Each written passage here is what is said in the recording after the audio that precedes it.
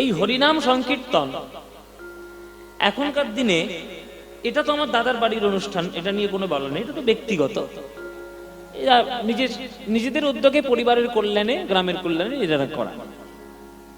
কিন্তু বহু জায়গায় তো পাড়া গ্রামেও তো অনুষ্ঠান তো হয় এখন, এখন কীর্তন প্রচুর বেড়ে গেছে।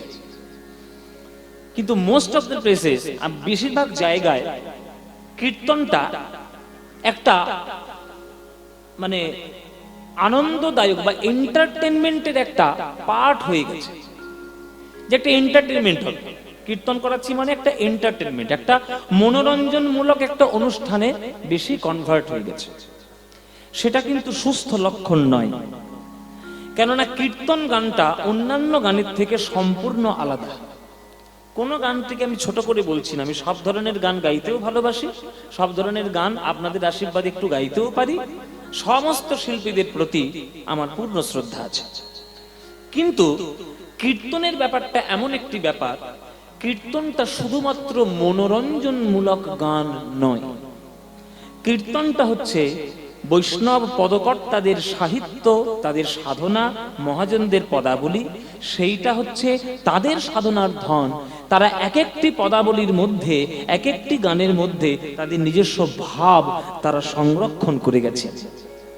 সুতরাং সেই ভাবটি, সেই ঈশ্বরের পাওয়ার রাস্তার প্রেমটি যদি আপনি সঠিকভাবে গ্রহণ করতে না পারেন, ওই কে আনিল রে কোথায় ছিল রে মধুমাখা কৃষ্ণ নাম, এই গানটা করে কোমর দুলিয়ে দিলাম, ওটা মনোরঞ্জনমূলক গান হলো, কিন্তু কীর্তনের পথে কোনো সাধনার অগ্রসর কিচ্ছু হলো না।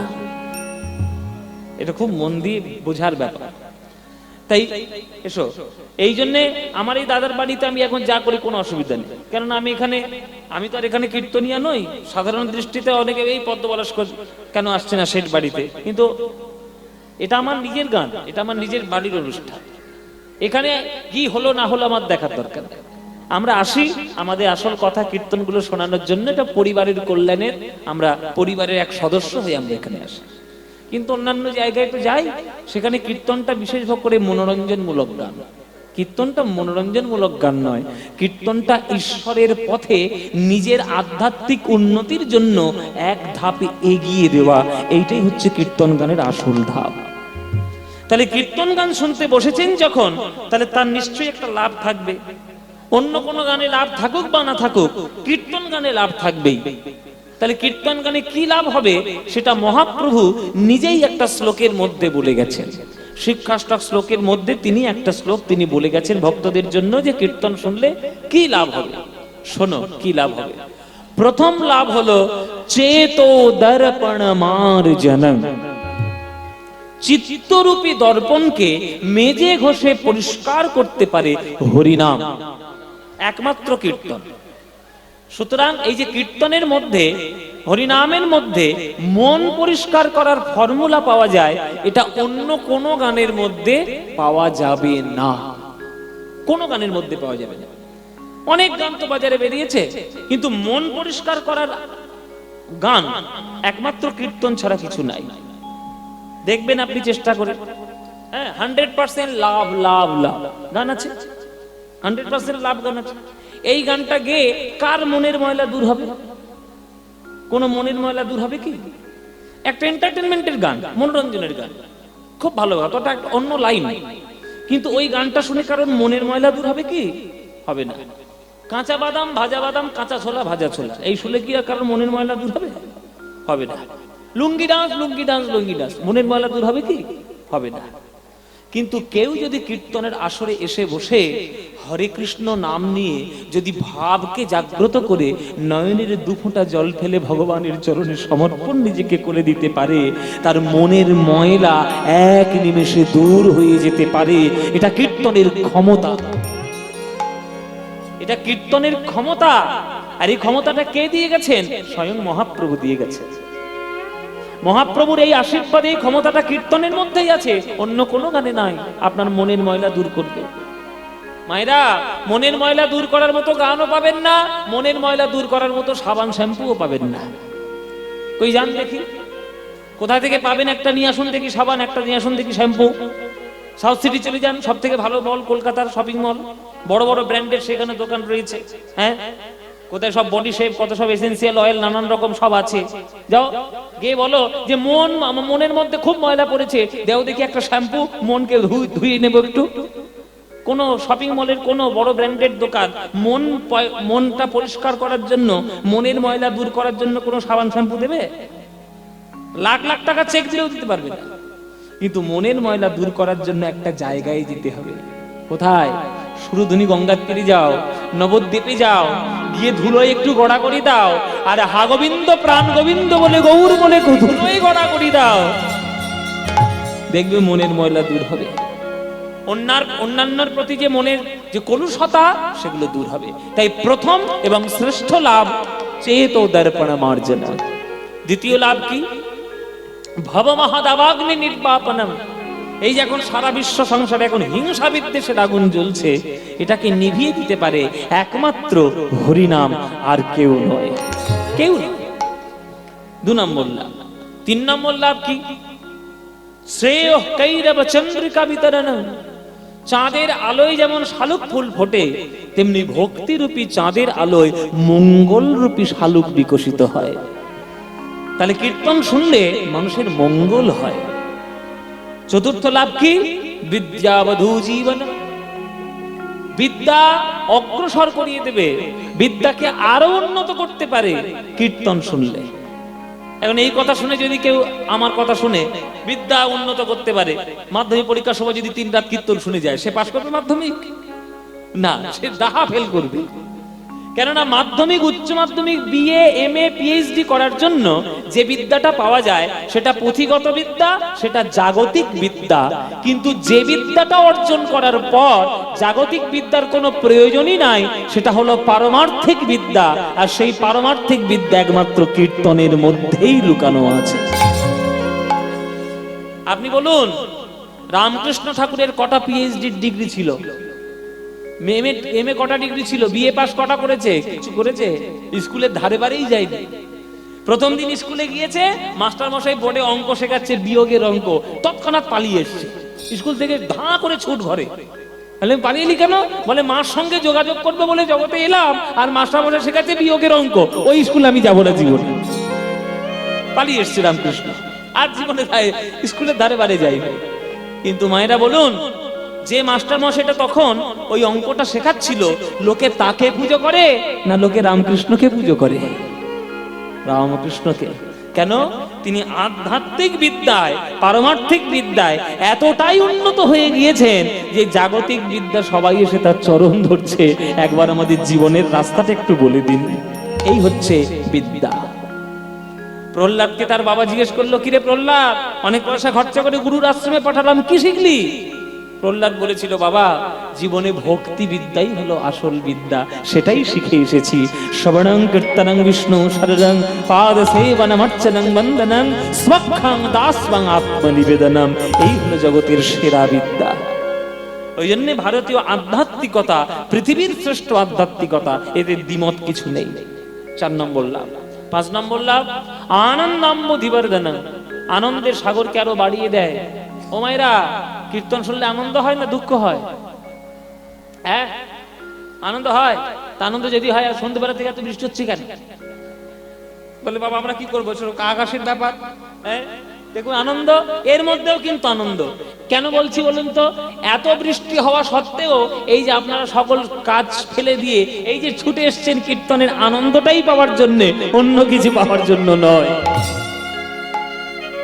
সুতরাং এই হচ্ছে আনন্দ। এই আনন্দের সাগরটা আরো বাড়াবে যদি কেউ কীর্তনের মধ্যে ডুব দিতে পারে। হ্যাঁ, তাহলে 5 নম্বর লাভ।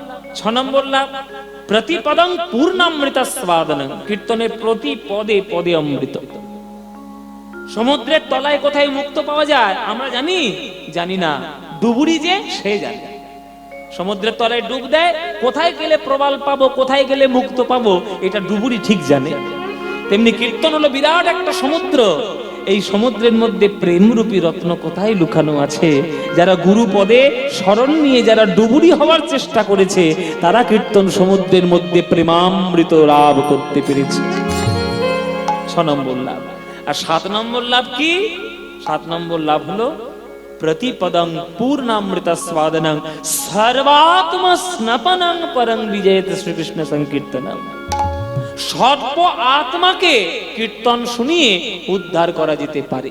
সর্ব আত্মা, আত্মা মানে শুধু মানুষ ভাববেন না, আত্মা মানে প্রত্যেকটি জীব জগৎ। এই যে পাশে গাছটা দাঁড়িয়ে রয়েছে, এও তো একটা আত্মা, এর তো জীবন আছে। একটা যদি পোকাই যে পিঁপড়েটা ঘুরঘুর করছে, ওর তো একটা ও একটা আত্মা নিয়ে এসছে। ওইখানে যে মাছি উড়ছে, ওর একটা আত্মা। যে শুনছে না তারও মঙ্গল হবে, যে শুনতে চায় তার মঙ্গল হবে, যার শোনার ইচ্ছা নাই কিন্তু কানের ধারে জোরে জোরে মাইক বাজছে, কি করব, শুনতেই হবে, বাধ্য হয়ে শুনছে, তারও মঙ্গল হবে। কীর্তন হলো একটা মহা ঔষধ। ওষুধ যখন তিতো হয় তখন নাক সিটিয়ে খান আর হাসি মুখে খান, যেভাবেই খান না কেন ওষুধ কিন্তু কাজ করবেই করবে। তাই আপনি কীর্তন আনন্দ করে শুনুন, ইচ্ছে না থাকলেও শুনুন, জোর করে শুনুন। যদি শোনার মতো শুনতে পারেন, ও হরিনাম রূপী ওষুধ কাজ ঠিক করবে। ওই জন্য হরিনামকে সঠিকভাবে গ্রহণ করতে হয়, যে করবে সে পাবে। হরিনাম হরিনাম হরি হরি বলো ভাই, হরিনাম হরিনাম হরি হরি বলো, বিদায় বল হরি বল। হরিনাম হরিনাম হরি হরি বলো ভাই। নাম বিনা কলি যুগে, নাম বিনা কলি যুগে, নাম বিনা কলি যুগে, নাম বিনা কলি যুগে ওগো আর গতি নাই, গতি নাই, গতি নাই। হরি নাম হরি নাম হরি হরি বলো ভাই, হরি নাম হরি নাম হরি হরি বলো ভাই। তাই ভগবানকে সবাই পাওয়ার চেষ্টা করেছে। 800 বছর ধরে কীর্তন হচ্ছে। চণ্ডীদাস ঠাকুর থেকে শুরু করে জয়দেব গোস্বামী থেকে শুরু করে আমাদের আধুনিক কালের রবীন্দ্রনাথ ঠাকুর পর্যন্ত সবাই কীর্তনকে ভালোবেসেছে। এখন তুমি যদি বেশি যুক্তিবাদী হয়ে টিভির মধ্যে মুখ দেখানোর জন্য ওই খুব তর্ক গিয়ে করছো, ঈশ্বর নাই ঈশ্বর নাই ঈশ্বর নাই, এটা তোমার মূর্খতা আর কিচ্ছু না। তুমি যত বড়ই পণ্ডিত হও, রবীন্দ্রনাথের থেকে তো বড় পণ্ডিত তো হও নিশ্চয়ই, তাহলে বেশি পণ্ডিতগিরি করতে যাও কেন টিভি চ্যানেলের মধ্যে বসে? যা তারা বলে গেছে চুপচাপ মেনে চলো, বেশি কথা বলো না। বিবেকানন্দ যা বলেছে, রবীন্দ্রনাথ যা বলেছে, নজরুল ইসলাম যা বলেছে, তাদের কথাগুলো শুনে চলো, বেশি চালাকি করতে যেও না। এই বেশি চালাকি করতে গিয়ে আমাদের মাথা খাচ্ছে এই সব লোকগুলো। হ্যাঁ, বলে ঈশ্বর নাই, এই নাই, ওই নাই, কত যুক্তি। হ্যাঁ, টিভি চ্যানেল, ঘরে কাজ নেই তো কেউ কাজ টাজ দেয় না, ওই করতে যায় চ্যানেলের মধ্যে। ওই জন্যে এই সব মানুষের চিন্তা ভাবনা। রবীন্দ্রনাথ ঠাকুরের গান যদি আপনারা শোনেন, প্রত্যেকটি গানের মধ্যে যে দর্শন, যে ভাব লুকানো রয়েছে, সেটাকে আস্বাদন করা, সেটাকে বোঝা এত সহজ নয়, একদম সহজ নয়। রবীন্দ্রনাথ ঠাকুর সুর, তাল, ছন্দ সব তো দূরের কথা, রবীন্দ্রনাথ যে কথা বলতে চাইছে, যে গানের ভাবটা তিনি দিয়েছেন, কি দর্শন তিনি বোঝাতে চেয়েছেন, সেটা বুঝতে গেলে গুরুচরণ ধরতে হবে। গুরুচরণ না ধরলে হবে না। এই যে গতকালকে রবীন্দ্রনাথ ঠাকুরের জন্মদিন ছিল, 25শে বৈশাখ, একটা বাঙালিদের কাছে, আমাদের সবার কাছে কত গর্বের দিন। একটা রবীন্দ্রনাথ ঠাকুর এসেছেন, সারা বিশ্ববাসী বাংলাকে চিনেছেন এক নামে, তাহলে এটা তার কত বড় সার্থকতা। আর তিনি কে বলেছে ঈশ্বর বিশ্বাস করতেন না, তার হৃদয়ের মধ্যে যে অদৃশ্য ঈশ্বর মূর্তি আঁকা ছিল, তাকেই যে তিনি কত ভালোবাসতেন, আর তাকে ভালোবেসে যে গানগুলো আমাদের জন্য লিখে গেছেন, সে গান অমৃত সম, এক একটা রত্নের সমান। এই রত্ন অমৃতের কোনো মূল্য কখনো দেওয়া যাবে না। হ্যাঁ, তো গতকাল 25শে বৈশাখ উপলক্ষে আমার একটা চ্যানেল আছে, আমার নিজস্ব একটা চ্যানেল আছে। এই যে ক্যামেরাগুলো বসেছে, এগুলো আমার একটাও চ্যানেল নয়, বুঝলেন? এই যে যতগুলো মুখের ধারে ক্যামেরা বসেছে, 14খানা ক্যামেরা, এগুলো একটাও আমার চ্যানেল নয়। আমার চ্যানেলটার নাম হচ্ছে পদ্ম পলাশ প্রোডাকশন। সেই চ্যানেলে প্রত্যেক মাসে আমি একটা করে নতুন নতুন গান পাবলিশ করি, রেকর্ড করে ভিডিও করে অ্যাক্টরদেরকে নিয়ে কাজ করে সুন্দর করে একটা প্রোডাকশন চালাই।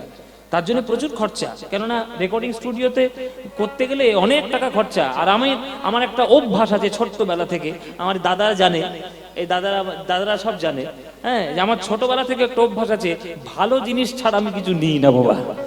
গুরু করেছি, সব থেকে সেরা গুরু করেছি, হ্যাঁ। সুতরাং যাদের কাছে যতটুকু শিখেছি, জামা পরবো ভালো জামা, আংটি পরবো ভালো আংটি, ফোন নেবো ভালো ফোন, গাড়ি চাইবো ভালো গাড়ি, সব ভালোর দিকে আমার একটু নজর, এটা স্বভাব, কিছু করার নেই। তো ভালো রেকর্ডিং স্টুডিও, ভালো মিউজিশিয়ান, ভালো সমস্ত কিছু দিয়ে প্রত্যেকটি মাসে একটা করে গান রিলিজ করি। গতকালকে রবীন্দ্রনাথ ঠাকুরের জন্মদিন উপলক্ষে একটা গান রিলিজ করেছি। সেই গানটা আজি গধূলি লগনে এই বাদল গগনে তার চরণ ধ্বনি আমি হৃদয়ে গনি, সে আসিবে আমার মনও বলে সারা বেলা। এই গানটা আমি কালকে রিলিজ করেছি, তা আপনারা সবাই শুনবেন। হ্যাঁ, এখানে গাইবো, এখানে গাইলে চ্যানেলে আর কেউ যাবে না, দেখবে না কেউ। হ্যাঁ, আচ্ছা ঠিক আছে, 2 লাইন শোনাই, হ্যাঁ, বেশি শোনাবো না। হ্যাঁ, 2 লাইন পুরোটাই, দেখেছো, খেতে পেলে শুতে যায়, এতে বাঙালি। চলো, আচ্ছা চলো, সবাই যখন বলছো গানটা শোনাই তোমাদেরকে। এই গানটা খুব ভাইরাল গান আমার, হ্যাঁ। এই গানটা এইখানে একজন মোবাইল রেকর্ড করে ছেড়ে দিয়েছিল, সেটাই ভাইরাল হতে হতে হতে গিয়ে, তুমি ছেড়েছিলে? হ্যাঁ, এইবারটা ফের সেই আবার এসছে সামনে, এই ছেড়েছিল, কি নাম যেন, পোলেন না, পোলেন ক্রিয়েশন, একদম নামটা মনে আছে। এই ছেড়েছিল, এর জন্য এই গানটা খুব ভাইরাল হয়ে গেল। সেই জয়তিদি, মন্দির টিপদি সব শেয়ার টেয়ার করে খুব ভাইরাল করে দিল। কিন্তু ওরা সবাই আমাকে বলেছিল ফোন করে পরে, যে তুই গানটা তো স্টেজে গিয়েছিস, এবার চেষ্টা করে একটা রেকর্ড করে সুন্দর করে পাবলিশ কর, যাতে এই গানটা তোর একটা হয়ে থাকে কাজ। তো সেটা রেকর্ড করেছি, খুব সুন্দর গান। কি জবাব দিই বলুন তো? আপনারা গান শুনলে আপনাদের কত ভালো লাগে আমি জানি না, আমার জানার দরকারও নেই, কারণ এই গানটা গেয়ে আমি নিজেই এত আনন্দ পাই যে এই গানের মধ্যে অমৃতের সাগর খুঁজে পাই। আহা, কথাগুলোর মানে বুঝুন মায়েরা। আজি গধূলি লগনে, গধূলি মানে কি বলো তো দেখি? গধূলি লগন মানে কি? হ্যাঁ, সন্ধ্যাবেলা। গধূলি মানে সন্ধ্যাবেলা। গধূলি শব্দটার অর্থ কি?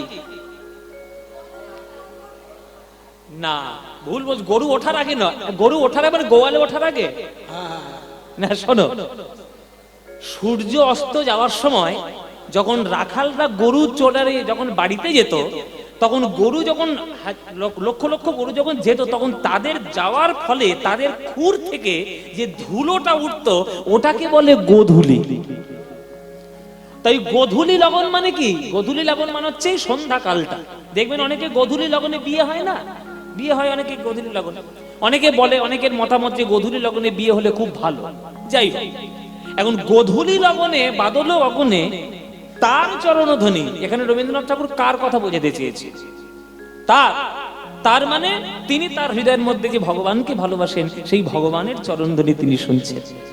রাধারানী যেমন সন্ধ্যাবেলায় কুঞ্জ সাজিয়ে গোবিন্দের জন্য অপেক্ষা করে বসে থাকতেন, যে কখন আমার গোবিন্দ আসবে, তার সঙ্গে মিলিত হব, আর কুঞ্জ বনে গিয়ে কৃষ্ণের সঙ্গে মিলিত হয়ে মধুর প্রেম রস আস্বাদন করব, এইটা যে মুখিয়ে থাকতেন, উদ্গ্রীব হয়ে থাকতেন, ওই সময় তার কথা কবিগুরু বলেছেন। আজি গোধূলি লগনে এই বাদল গগনে দিয়ে গানটা করা।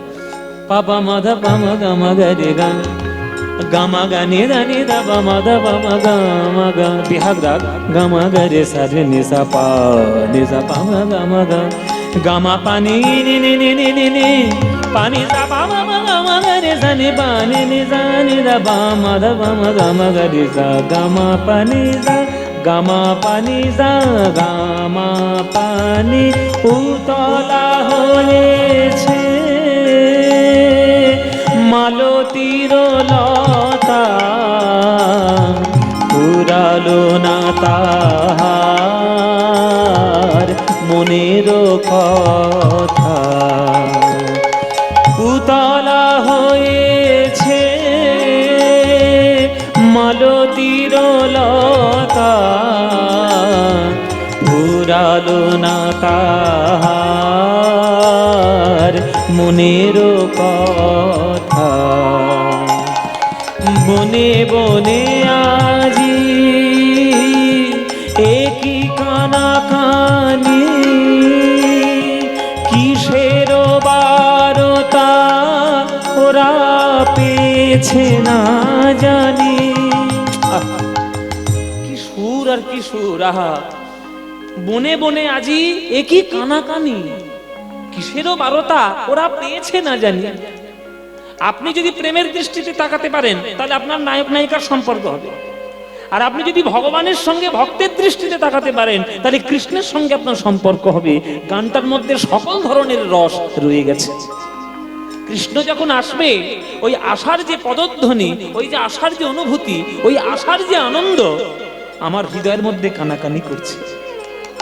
বলো বাবা, পুজো হয়ে যাওয়া, দুর্গা পুজো হয়ে যাওয়ার থেকে পুজো আসবে পুজো আসবে পুজো আসবে, এই আনন্দটা বেশি ভালো লাগে না মায়েরা? হ্যাঁ, আমি যখন খুব ছোট ছিলাম তখন দাদার বাড়ি পুজো দেখতে এসেছিলাম, তখন প্রথম পুজো হয়, আর সেই প্রথম পুজোতেই তখন এই এখানে সব থেকে সেরা পুরস্কারটা পেয়েছিল, আমার মনে আছে একদম। তো 2007 হবে বোধ হয়, 7 বা 8 এরকম কিছু।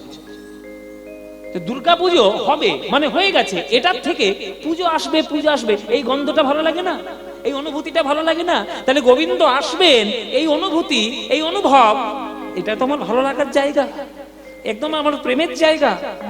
বনে বনে আজি একই কানাকানি কিসের বারতা ওরা পেয়েছে না জানি। কাঁপন লাগে দিগঙ্গনার বুকের আঁচলে, সে আসিবে আমার মন বলে আজি গোধূলি লগনে, আজি গোধূলি লগনে, আজি গোধূলি লগনে।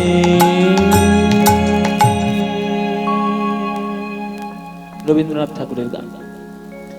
এই হচ্ছে গান, যেখানে সাহিত্য আর সুর একত্রিত হয়ে একেবারে অনন্ত সমাহার তৈরি করে, সে হচ্ছে গান। এই গানটা শুনবেন, এখানে তো শুনে নিলেন, ঘরে গিয়ে যেন ভুলে যাবেন না। আমার চ্যানেল থেকে গিয়ে দেখবেন, একটা ছেলে আর একটা মেয়ে সুন্দর করে অভিনয় করেছে, যে যখন কলকাতায় 45 ডিগ্রি তাপ চলছিল, সেই তাপে দুপুরের মধ্যে গিয়ে শুটিং করেছে। খুব কষ্ট করেছে, খুব কষ্ট করেছে ছেলেগুলো, যে ভিডিও তৈরি করেছে, যারা ম্যানেজমেন্ট করেছে, ওই ছেলে মেয়ে দুটো যারা অভিনয় করেছে, খুব কষ্ট করেছে। আপনারা দেখলে তাদেরও ভালো লাগবে, তাদেরও একটা আশীর্বাদ পাওয়া। কেননা শিল্পী সবসময় চায় যদি আমার নাম দুটো লোক জানে তাহলে আমার জীবনটা সার্থক হবে, এইটাই শিল্পী চায়, আর কিছু চায় না। সুতরাং রবীন্দ্রনাথ ঠাকুর থেকে শুরু করে, চণ্ডীদাস ঠাকুর থেকে শুরু করে, কীর্তনকে ভালোবেসে কীর্তনের সাহিত্যের মধ্যে সবাই ডুবে গেছে। আর সেই সাহিত্য যদি আমরা ওই মনোরঞ্জনের পাঠ বলে মনে করে যদি শুধু কোমর দুলিয়ে দিলাম, তাহলে সাহিত্যের প্রতি কোনো সম্মান জানানো হলো না। এটা সাধনার জায়গা। মহাপ্রভু আজ মুখ থেকে বাঁশির মতো সুর দিচ্ছেন আর কৃষ্ণ নামের ধ্বনি দিয়ে গিয়ে বেড়াচ্ছেন। ওই যে বললাম মায়েরা শীষ দেওয়া, শীষ দিয়ে দিয়ে বেড়ায় না, মুখটা সোচ করে কিরকম শীষ দেয়। আমি পারি না, আমি শীষ দিতে পারি না, পারলে দেখিয়ে দিতাম। এই কে রে? বকাটে ছেলে কোথাকার? পাড়ার লোকেরা বলবে বকাটে ছেলে। মহাপ্রভু আজকে শীষ দিচ্ছে। তবে মহাপ্রভুর শীষ দেওয়া আর পাড়ার ছেলেদের শীষ দেওয়া আকাশ পাতাল পার্থক্য মায়েরা। এখনকার দিনে ছেলেরা শীষ দেয় আর শীষ দিয়ে নিয়ে নানান রকমের হিন্দি গান গায়, হ্যাঁ, কিন্তু মহাপ্রভু কি তাকাইবে? মহাপ্রভুর একটা প্রিয় গান আছে, সেই গানটা মহাপ্রভু শীষ দিচ্ছে আর মনে মনে সেই সুরটি গাইছে। কি সুর, কি গান? ভজ শ্রীকৃষ্ণ, কহ শ্রীকৃষ্ণ, লহ শ্রীকৃষ্ণের নাম রে। ভজ শ্রীকৃষ্ণ, কহ শ্রীকৃষ্ণ, লহ শ্রীকৃষ্ণের নাম রে। ও গো যে জনা শ্রীকৃষ্ণ ভজে, সে হয় আমার প্রাণ রে। যে জনা শ্রীকৃষ্ণ ভজে, সে হয় আমার প্রাণ রে। আজ প্রভাতে কালে হা শ্রীকৃষ্ণ যে বলে একবার রে, প্রভাতে কালে হাসি কৃষ্ণ যে বলে একবার রে, ও সেই জন আমার হয় আর আমি হই তার রে। ভজ শ্রীকৃষ্ণ কহ শ্রীকৃষ্ণ, কহ শ্রীকৃষ্ণের নাম রে, কহ শ্রীকৃষ্ণ, কহ শ্রীকৃষ্ণ, কহ শ্রীকৃষ্ণের নাম রে। আহা যে জনা শ্রীকৃষ্ণ ভজে সে হয় আমার প্রাণ রে। যে জনা শ্রীকৃষ্ণ ভজে সে হয় আমার প্রাণ রে। ভজ শ্রীকৃষ্ণ কহ শ্রীকৃষ্ণ, কহ শ্রীকৃষ্ণের নাম রে। ভজ শ্রীকৃষ্ণ, কহ শ্রীকৃষ্ণ, কহ শ্রীকৃষ্ণের নাম রে, ভজ শ্রীকৃষ্ণ, কহ শ্রীকৃষ্ণ, কহ শ্রীকৃষ্ণের নাম রে। এই গানটা মহাপ্রভু মনে মনে গাইছেন আর সুরটা তিনি শীষ দিয়ে দিয়ে গাইছেন। তোমার এই গানটা ভাল লাগে তোমাদের? হ্যাঁ, বড় বড় হাই উঠছে তো 5 কেজি করে। হ্যাঁ, 5 কেজি করে হাই উঠছে কেন? বৃষ্টির জন্য নাকি? বলো ভাল লাগে কি ভাল লাগে না? এই ভজ শ্রীকৃষ্ণ ভালো লাগে। এই গানটা মহাপ্রভু মুখ থেকে শীষ দিয়ে দিয়ে দিচ্ছে। এখন সাধারণ লোক বলছে যে নিমাইকে কোনোদিন এইরকম মুখ থেকে শীষ দিতে দেখিনি, তা আজকের হঠাৎ করে শীষ দিচ্ছেই বা কেন? বলে কারণ আছে বাবা, মহাপ্রভু কেন শীষ দিচ্ছে তার তো একটা স্পেশাল কারণ আছে, বিশেষ কারণ। কিরকম কারণ শোনো। মহাপ্রভু কোনো কাজ এমনি এমনি করেন না, তার কোনো না কোনো লিঙ্ক ওই আগের জন্ম থেকে হয়ে আছে, সূত্র। কিরকম সূত্র? দাপর যুগে একদিন কৃষ্ণ গোপীদের কাছে গিয়ে হাত জোড়ো করে বলেছিল, হে গোপীগণ, তোমাদের হৃদয়ে আমার প্রতি এত প্রেম, তোমাদের এই প্রেমেই আমি পাগল, তাই চলো না তোমাদের এই হৃদয় থেকে আমাকে একটু প্রেম ধার দিতে পারবে? অনুভব করে দেখি যে প্রেমের রস কেমন, প্রেমের অনুভব কেমন। তো গোপীগণ বলছে, দেখো কৃষ্ণ, ধার তো দিতে পারি, কিন্তু বাজারে চোরকে কেউ কখনো ধার দেয়? চোর বা ডাকাতকে কেউ কখনো ধার দেয়? হ্যাঁ, কেউ দেয় না তো। তা মাথা নাচছো, তুমি তো চোর। আমাদের কাছে ধার চাইছো যে বড় চোর হলেও তুমি আমাদের কাছে মিষ্টি চোর। তা ধার আমরা দিতে পারি, তবে ধারের বদলে কিছু একটা বন্ধক রেখে যাও, তার পরিবর্তে তোমায় ধার দেব। কৃষ্ণ বলে, তা কি বন্ধক নেবে বলো? আমার তো অনেক কিছু ভালো ভালো জিনিস আছে। বলে দাও, কোনটা ভালো জিনিস দাও? এই মাথার চূড়াটা দিয়ে দি, এটা খুব ভালো জিনিস, খুব সুন্দর। গোপীরা বলছে, দূর, ওরকম চূড়া আমাদের ঘরে টাল টাল পড়ে আছে।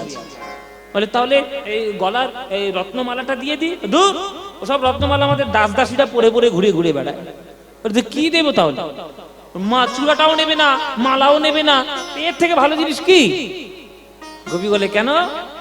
এর থেকেও একটা ভালো জিনিস তোমার কাছে আছে, ওই যে কোমরে গোঁজা। কি গো মায়েরা? বাঁশি। ও চূড়া খুলে শুতে পারে, মালা খুলে শুতে পারে, বাঁশি ছাড়া শোবে না। কৃষ্ণ বাঁশি এত ভালোবাসে। ওই বাঁশিটা আমাদেরকে বন্ধক দাও, ঋণ শোধ করতে পারলে বাঁশি নিয়ে যাবে, ঋণ শোধ করতে না পারলে বাঁশি আমাদের কাছে রয়ে যাবে।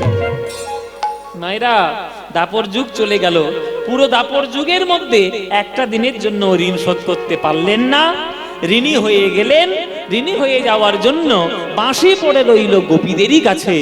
আর তার বাঁশি নিয়ে দাপর যুগের ওই দ্বারকালীলা আর মথুরালীলা করতে হলো না। তিনি বিনা বাঁশিতে আজকের কলিযুগে কৃষ্ণ গৌর হয়ে জন্মগ্রহণ করলেন। এবার বাঁশি তো পড়ে রয়েছে গোপীদের কাছে, বাজাবে তার কি? কিন্তু বাজানো তো তার স্বভাব, স্বভাব তো ছাড়তে পারবে না। তাই মুখ থেকে বাঁশির মতো সুর দিয়ে দিয়ে ওই দুধের স্বাদ ঘোলে মিটাচ্ছেন আর কি। বলে না, দুধের স্বাদ ঘোলে মিটায়। ওই বাঁশি পড়ে রয়েছে গোপীদের কাছে, আজকের মুখ থেকে বাঁশির মতো সুর দিয়ে মনের বাসনা পূর্ণ করছে। প্রেমেতে ঋণী হয়েছে, কি সুন্দর গান দেখুন। প্রেমেতে ঋণী হয়েছে, তাই মুখের বাঁশি কেড়ে নিয়ে হৃদয় দিয়েছে। মুখের বাঁশি কেড়ে নিয়ে হৃদয়ে দিয়েছে। প্রেমেতে ঋণী হয়েছে, মুখের বাঁশি কেড়ে নিয়ে তারা হৃদয়ে গিয়েছে। এখন রাধা নাম সাধবে কিসে, বাঁশি নাই বাজিবে কিসে, সাধের নাম সাধবে কিসে, বদনে তাই গুণগান। এসেছে ব্রজের বাঁকা কালো সখা দেখবিয়া আমাদের সোনার নদিয়া, এসেছে ব্রজের বাঁকা কালো সখা দেখবিয়া আমাদের সোনার নদিয়ায়।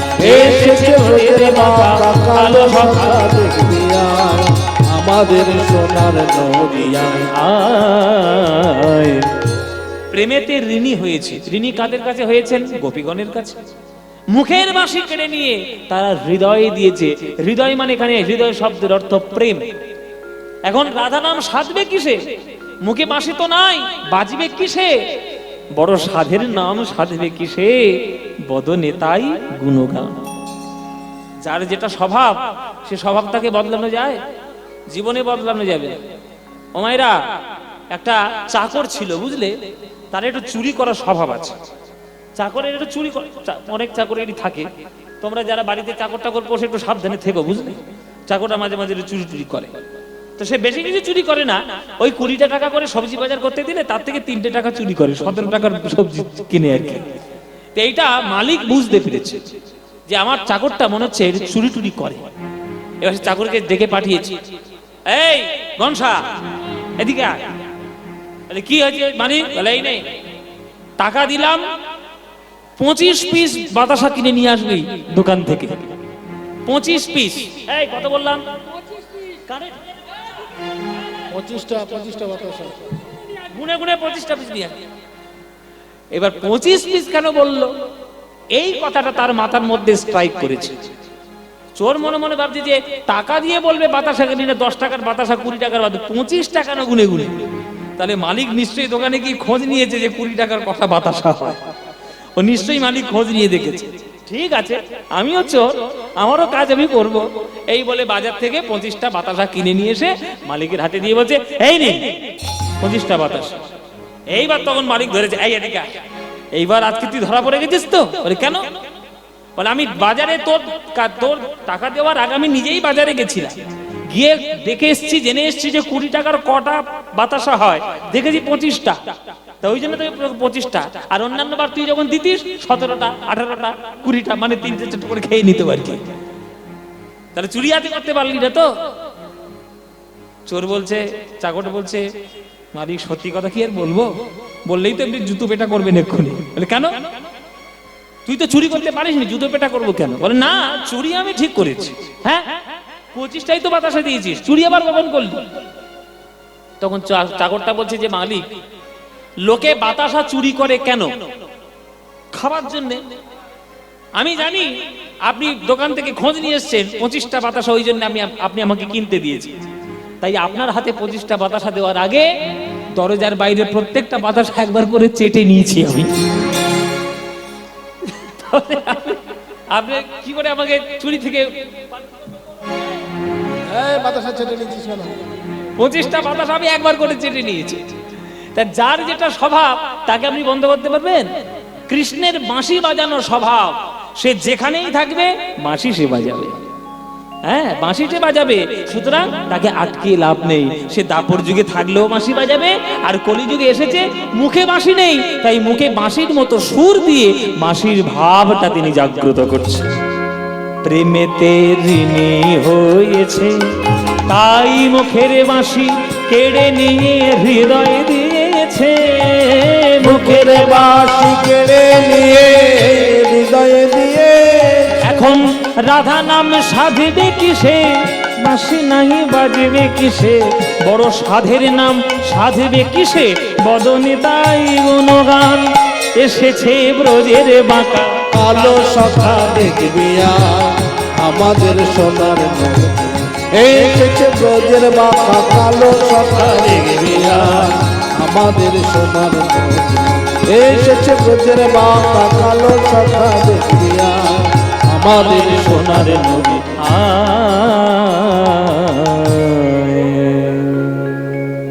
কি সুন্দর গান! না না, এটা একটা প্রচলিত কীর্তনের ট্র্যাডিশনাল একটা গান আর কি। হ্যাঁ, তো এই হচ্ছে আমাদের মহাপ্রভুর ভাব, যে তিনি কেন মুখ থেকে বাঁশির মতো সুর দিচ্ছে। মহাপ্রভুর মুখে বাঁশির মতো সুর শুনে গদাধর ছুটে এসেছে। গদাধরকে মহাপ্রভুর পঞ্চতত্ত্বের বাম দিকের তত্ত্ব। ও মায়েরা, এত কম লোক হয়েছে, এত ভক্ত কম হয়েছে, তবু ফুসুর ফুসুর গুজুর গুজুর কি করছো গো? ভালো আলু দম তরকারি হচ্ছে, সবিন টবিন দিয়ে ভালো করে খেয়ে যাবে, কোনো চিন্তা নেই, বেশি কথা না বলে গানটা শোনো। এদিকে তাকাও, পঞ্চতত্ত্বর ছবি জানো? পঞ্চতত্ত্ব কাকে বলে? পঞ্চতত্ত্বের ছবি বাড়ি আছে? নেই? যদি না থাকে আজকের এইখানে একটা ছবি তুলে নিয়ে যাও, এই ছবিটাকে বাড়িতে বাঁধাবে। এই দেখো আমার দাদারা সব তৈরি করেছে। মাঝখানে থাকেন মহাপ্রভু, ডান দিকে থাকেন নিতাই, নিতাইয়ের ডান দিকে থাকেন অদ্বৈত, মহাপ্রভুর বাম দিকে যিনি থাকেন তিনি গদাধর, আর গদাধরের বাম দিকে যিনি থাকেন তিনি হলেন শ্রীবাস পণ্ডিত। শ্রীবাস, হ্যাঁ, শ্রীবাস আচার্য। তো সেই শ্রীবাস পণ্ডিত তিনি, এই হচ্ছে পঞ্চতত্ত্ব। তা মহাপ্রভুর বাম তত্ত্ব হচ্ছে গদাধর, আর এই গদাধরটাকে, এই গদাধরই হলেন বৃন্দাবনের স্বয়ং শ্রীমতী রাধারানী। এখন প্রশ্ন হচ্ছে যে তোমরা আমাকে এবার আঙুল তুলে বলবে, এই যে বাবা তোমরাই তো কীর্তনিয়ারা বলো রাধা আর কৃষ্ণ মিলে নাকি গৌর হয়েছে, তাহলে রাধা আবার গদাধর হলো কি করে? তাহলে বৃন্দাবন কি দুটো রাধা নাকি? না, স্বপ্নবিলাস লীলা আছে, স্বপ্নবিলাস লীলার মধ্যে, স্বপ্নবিলাস লীলার মধ্যে যখন রাধারানী কৃষ্ণের সঙ্গে তিনি মিশে যাচ্ছেন, মিলিত হচ্ছেন, ভাবের গতিতে তিনি যখন মিলিত হচ্ছেন, অর্ধেকের বেশি মিলিত হয়ে গেল, রাধারানী মনে মনে ভাবছেন যে সম্পূর্ণ যদি মিশে যায় তাহলে গোবিন্দকে সেবা করে দাপর যুগে যে সুখটা আমি পেয়েছি সেই সুখ থেকে তো বঞ্চিত হয়ে যাব, সেটা তো পাওয়া হবে না। ওই যেই ভাবা ওই মিশে যাওয়া বন্ধ হয়ে গেল। যতটুকু অংশ কৃষ্ণের সঙ্গে মিশলেন ওটাই আমার গৌর হরি হয়ে এলেন, আর যতটুকু অংশ কৃষ্ণের জন্য সেবার জন্য বাকি রইলেন সেটাই গদাধরের রূপ ধরে কলিযুগে তিনি পঞ্চতত্ত্বের বাম তত্ত্ব রূপে জন্ম নিলেন। সেই গদাধর ছুটে এসেছে প্রভুর কাছে। প্রভু কিরকম করে সুর দিচ্ছ, ওই শোনাও দেখি। হ্যাঁ, তা শুনিয়া মহাপ্রভু কহে, আজ কহে হাসি হাসি, তা শুনিয়া মহাপ্রভু কহে, কহে হাসি হাসি। আগে শিখো নাগরালি, আগে শিখো নাগরালি, পরে তুমি পরে শিখো বাঁশি। আগে শিখো নাগরালি, আগে শিখো নাগরালি, পরে পরে শিখো বাঁশি। গদাধর যদি তুমি দাঁড়াতে চাও, যদি তুমি বাঁশি বাজাতে চাও, তাহলে আদব কায়দাগুলো আগে শিখে নাও। আগে দাঁড়াতে শেখো, দাঁড়াতে শেখো, ত্রিভঙ্গ বঙ্কিম ঠামে দাঁড়াতে শেখো, ত্রিভঙ্গ বঙ্কিম ঠামে দাঁড়াতে শেখো। কৃষ্ণকে কোনোদিন দেখেছো মায়েরা সোজা হয়ে বাঁশি বাজাচ্ছে? কোমর সোজা। কোন ছবি দেখবে, কোন মূর্তি দেখবে, এখানে দেখে নাও, দরকার হলে এখানেও দেখে নাও। যখনই কৃষ্ণ বাঁশি বাজায় হয় তার পাটা একদিকে বাঁকবে, নাহলে তার কোমরটা একদিকে বাড়বে, নাহলে ঘাটটা একদিকে বেঁকে যাবে। এইরকম হচ্ছে স্টাইল। ললিতা বিশাখ একদিন রাধারানীকে বলেছিল, তোর বধূর শরীরে শক্তি নেই, ননি খাচ্ছে, মাখন খাচ্ছে, দুধ খাচ্ছে, ঘি খাচ্ছে, বেঁকে যায় কেন, বাঁকা অবস্থায় কেন দাঁড়ায়? তখন রাধারানী উত্তর দিয়েছিল, কি বলছিস এ ললিতা, যে গোবিন্দ বাম হাতের কনিষ্ঠ আঙুলে গিরি গোবর্ধন পর্বত ধারণ করলো তার শরীরে শক্তি আছে কি নেই সন্দেহ প্রকাশ করছিস? আসলে কৃষ্ণ জগতের সকল ভার সইতে পারে, কিন্তু বিশ্বব্রহ্মাণ্ডের অন্তরঙ্গ প্রিয় ভক্তদের ভালোবাসার ভার যখন তার মাথার উপর পড়ে যায়, সেই প্রেমের ভার সহ্য করতে না পেরে কৃষ্ণের কোমল অঙ্গ বেঁকে যায়। তাই কৃষ্ণ এইরকম বেঁকে বাঁশি বাজায়। হ্যাঁ, ভালোবাসার ভার সে সইতে পারে না, ওই জন্য কোমর কৃষ্ণের বাঁকা। সেই কৃষ্ণ কোমর বাঁকা নিয়ে যেমন করে দাঁড়িয়ে দাঁড়িয়ে বাঁশি বাজায়, তুমি যদি বাঁশি বাজানো শিখতে চাও তোমাকেও ওইভাবে দাঁড়াতে হবে। তাই দাঁড়াতে শেখো, দাঁড়াতে শেখো, ত্রিভঙ্গ বঙ্কিম ঠামে দাঁড়াতে শেখো, ত্রিভঙ্গ বঙ্কিম ঠামে দাঁড়াতে শেখো। তারপর চাইতে শেখো, চাইতে শেখো, তারপরে চাইতে শেখো, চাইতে শেখো, আর নয়নে মৃদু হেসে চাইতে শেখো। আর নয়নে মৃদু হেসে চাইতে শেখো। ও মাইরা, নায়কের চাউনির পাল্লায় পড়েই তো তোমাদের সব বোনাসগুলো হয়েছে, তাই না? এখানে যেসব মায়েরা গান করছো, গান শুনতে এসছো, আর যেসব বাবারা শুনতে এসছো, হাত তুলে একটা সত্যি কথা বলো, প্রেম কারা কারা করেছো হাত তোলো। কারা কারা প্রেম করেছো হাত তোলো। কেউ হাত তুলবে না, সব ভয়ের মধ্যে লুকিয়ে রাখবে। সবাই করে প্রেম, তো সবাই করবে। কি গো মায়েরা, এই প্রেম তোমরা মনে মনে ভাবলে প্রেম মানে আই লাভ ইউ প্রেম। আই লাভ ইউ প্রেম না, প্রেম মানে হচ্ছে ভক্ত আর ভগবানের চিরন্তন প্রেম। নায়কের চোখের দৃষ্টিতে নায়িকার চোখ যখন পড়ে, এই দৃষ্টি বিনিময়ে যার ভালো লেগে যায়, মনের মধ্যে তার ছবি এঁকে যায়। তা কৃষ্ণ তো জগতের সর্বশ্রেষ্ঠ নায়ক, তার চোখের দিকে যদি কেউ একবার তাকায়, অন্য কারোর দিকে তাকাতে ইচ্ছে করবে নাকি? তাই কৃষ্ণের মতো তোমার চাউনিটাও শিখতে হবে। কৃষ্ণের চাউনি কেমন?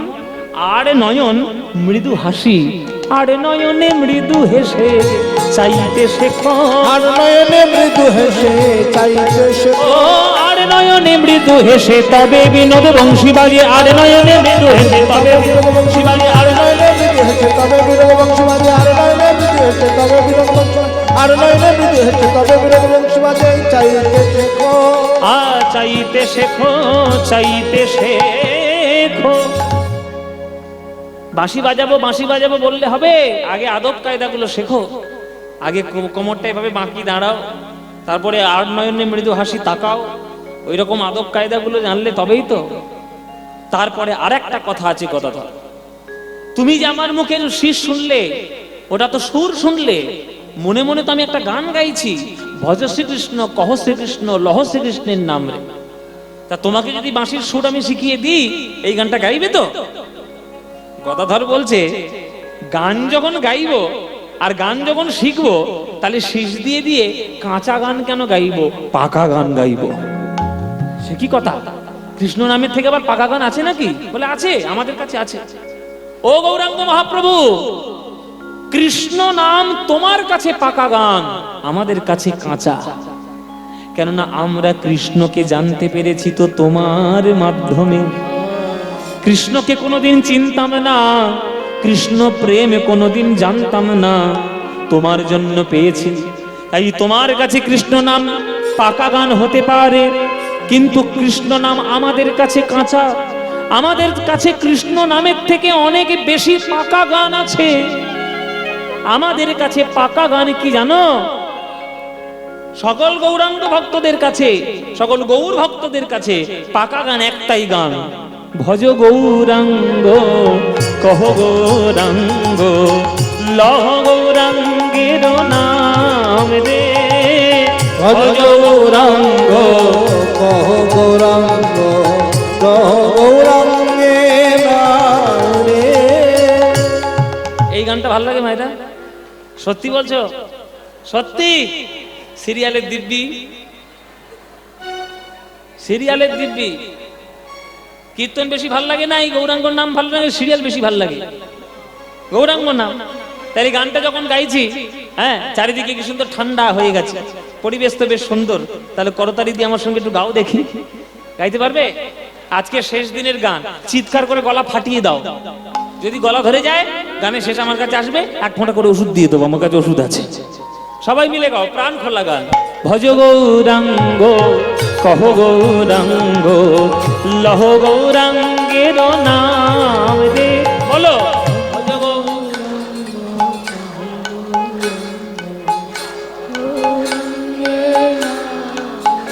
বাহ, ভজ গৌরাঙ্গ কহ গৌরাঙ্গ লহ গৌরাঙ্গের নাম রে। ভজ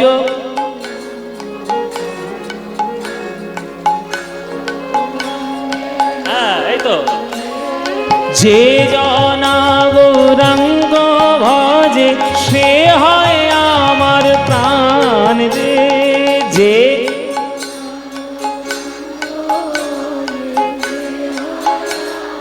বাহ, এই তো দিন গেলে হা গৌরাঙ্গ যে বলে একবার রে,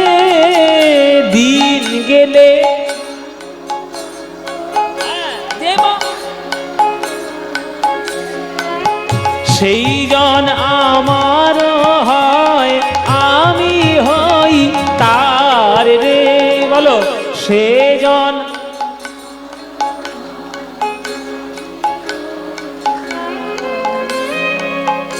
এত ভালো যখন গাই তো সারেগামাপায় অডিশন দিয়ে এসে যাও। এখন সারেগামাপার অডিশন চলছে, গিয়ে কলকাতায় গিয়ে অডিশন দিয়ে এসো। হ্যাঁ, এরকম আনন্দ করে গাইতে হবে। এবার হাত তুলে বলো ভজ গৌরাঙ্গ কহ গৌরাঙ্গ রহ গৌরাঙ্গে নাম রে। ভজ গৌরাঙ্গ কহ গৌরাঙ্গ রহ গৌরাঙ্গে নাম রে। আহা যে জনা গৌরাঙ্গ ভজে সে হয় আমার উলুধ্বনি উলুধ্বনি। যে জনা গৌরাঙ্গ ভজে সে হয় আমার প্রাণ রে। গৌরাঙ্গ কহ গৌরাঙ্গ লহ গৌরাঙ্গের নাম রে। ভজ গৌরাঙ্গ কহ গৌরাঙ্গ রহ গৌরাঙ্গ নিতাই গৌর হরি। ভজ গৌরাঙ্গ কহ গৌরাঙ্গ রহ গৌরাঙ্গের নাম রে। বলো আনন্দ হয়েছে? হ্যাঁ, আনন্দ হয়নি? সত্যি হয়েছে আনন্দ? এই আনন্দের থেকে অন্য কোন আনন্দ আছে? প্রতি বছর আমার দাদার বাড়িতে কীর্তন শুনতে আসবে এই আনন্দ পাওয়ার জন্য। আসবে তো? তাই আমাকে আমার এবছর লাস্ট, এবছর থেকে বন্ধ। ওই দাদারা যতক্ষণ না আমার বাড়ি যাবে ততক্ষণ আমি আর আসবো না। এবার আপনারা ওদেরকে ধরুন যে আমাদের বাড়িতে আগে যান। পর পর বছর গান করতে আসছি, এক বছর আমার বাড়ি যাচ্ছে না। দাদা ওরা যাবে, যদি যায় তাহলে সামনের বছর আসবো, যদি না যায় এই বছরই ক্যান্সেল। লাল দাদা জয় নিতাই। আমি মজা করে বললাম, এই যে তোমরা যে কীর্তন শুনতে আসো, এই যে বাড়ির গৃহাঙ্গনটা পবিত্র হয়, এই যে আমার জেঠুর আত্মা উপর থেকে নিশ্চয়ই শান্তি পায় যে আমার ছেলে পুলেগুলো কীর্তনের মধ্যে এখনো ব্রতী হয়ে আছে, তারা গান করছে। পরিবারের শুধু মঙ্গল তো নয়, এখানে শুধু পরিবারের মঙ্গল নয়, আপনারা শুনতে আসছেন মানে আপনাদেরও মঙ্গল, পাড়া প্রতিবেশী সবার মঙ্গল। এই কীর্তনের মধ্যে যে আনন্দটা আপনি পাবেন, সারা পৃথিবীর কোনো গানের মধ্যে এই আনন্দ আপনি পাবেন না, আমি একবার গ্যারান্টি দিয়ে বলতে পারি, একদম পাবেন না। কীর্তনের মধ্যে যে আনন্দ আছে, তাই মহাপ্রভু সেই আনন্দ দিচ্ছেন সুরের মাধ্যমে, গানের মাধ্যমে, প্রেমের মাধ্যমে। হ্যাঁ, গদাধর কহে কিবা কেমন, ওই কেমন প্রকার।